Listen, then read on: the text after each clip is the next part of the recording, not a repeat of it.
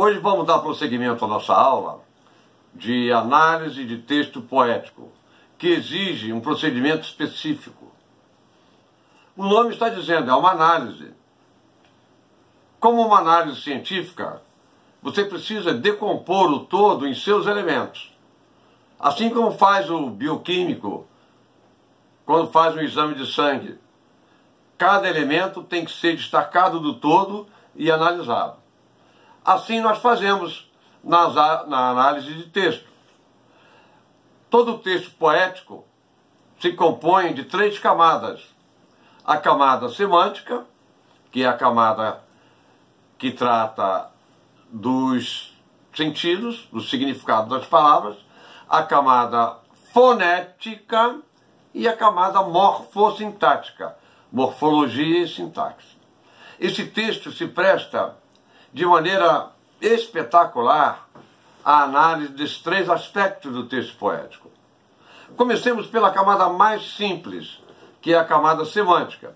Se você ler o texto Tecendo Amanhã, de João Cabral de Melo Neto, do princípio ao final, você vai observar que há uma gradação, há uma sequência semântica que vai desde teias tênues, teia tênue, depois pela, quando esse tecer vai se adensando, depois tenda, depois todo e finalmente o tecido tão aéreo que é amanhã, que se assemelha a uma luz-balão. Essa, rapidamente falando, é a camada semântica. Depois, se você reler o poema, voltar, você vai ver que ele começa com uma série de consoantes homorgânicas, isto é, consoantes que para serem acionadas precisam mover os mesmos órgãos do aparelho fonador, homorgânicas. São as consoantes Q e G, G de galo, que se repete insistentemente no poema. Depois vem a consoante T, D, como você observa aqui, ó. Um galo G, sozinho não tece uma manhã. Ele precisará sempre de outros galos, de um que apanhe esse grito que ele, e o lance a outro, de um outro galo, que apanhe o grito que um galo antes, e o lance a outro, e de outros galos que com muitos outros galos se cruzem os fios de sol de seus gritos de galo. Forcei a pronúncia para você observar esses 2 fonemas, que, G. Depois você vem, ó, e se encorpando em tela entre todos, agora é o consoante homorgânica T, D. Entre todos, se erguendo tenda, onde entrem todos, se entretendendo para todos no todo. Aqui é o momento máximo desse processo. Quando esse processo de tecer amanhã, paralelamente tecendo a linguagem, ele tece uma outra palavra, que é entretendendo, que é a mistura de entre e tender, que é um neologismo criado pelo poeta para mostrar o ato de tecer amanhã paralelamente ao tecer a linguagem.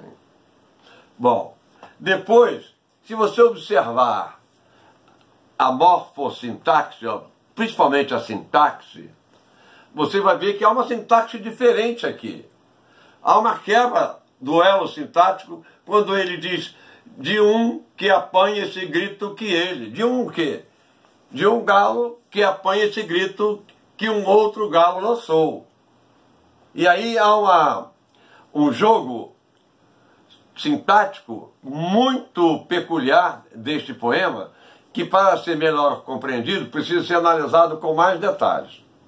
Bom, então nós temos aí os 3 níveis da análise: o nível semântico, o nível fonético e o nível morfossintático. A morfossintaxe também estará ligada ao verbo que aparece aí. O que eu disse na primeira aula? Procure o verbo. A palavra-chave desse poema é o verbo tecer. É ele que dá toda a ação do poema, o ato de tecer. E aí a metáfora. Um galo tece amanhã. Sozinho não, um galo sozinho não tece uma manhã. Ora, galo é tecelão? Não, tecelão é o profissional que tece pano, tecido. Então a metáfora está bem clara. O tecelão precisa de fios. Fios de lã, fios de nylon, fios de poliéster. E o galo precisa do fios de sol de seus gritos de galo. É assim que se deve proceder, do ponto de vista mais impessoal possível na análise de um poema.